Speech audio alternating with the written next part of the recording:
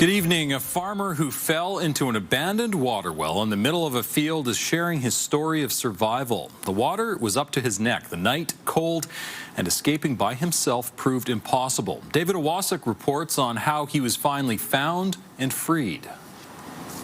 Harvesting finished weeks ago, but in this field beside the small town of Ewasuk, Alberta, one bale remains. And lifting it up reveals the beginning of a harrowing story of the farmer who fell into this abandoned well and lived to tell about it. I knew that the well was here and we had filled it in the spring. It was filled right up to the top. It was late last month and late at night when Andy Schwetz got out of his tractor to see if he could simply drive over the old abandoned well.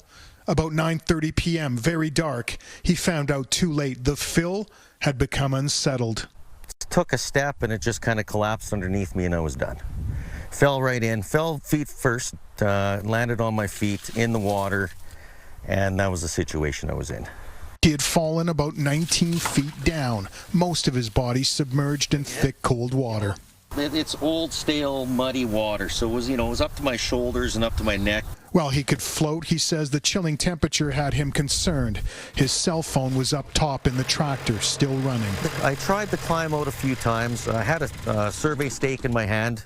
Luckily, I had it going down, and there were some holes in the casing that I could put those stakes in, and I was rappelling up a few times.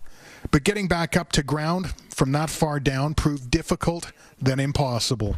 Get up to the top, fell down. It happened 2 or 3 times, and I kind of lost my strength. And that is when the night got very dark for the husband and father of 3. You say your prayers, you say your last words. I really did think that I wasn't going to make it. And then, that's when I kind of got over that stage, and then I got, okay, I've got to survive, and I'm going to go wait until somebody finds me. His wife, Shauna Lee, became concerned in the middle of the night when neither he nor his equipment were back at home.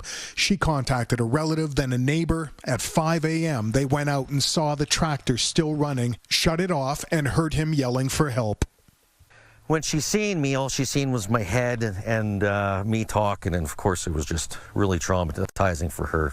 A call to 911 eventually alerted firefighters from Ewasuk and Smoky Lake. And then once we got Andy out of the water and onto surface, then everybody was taking their coats off and trying to warm him up because he was in there for 8+ hours.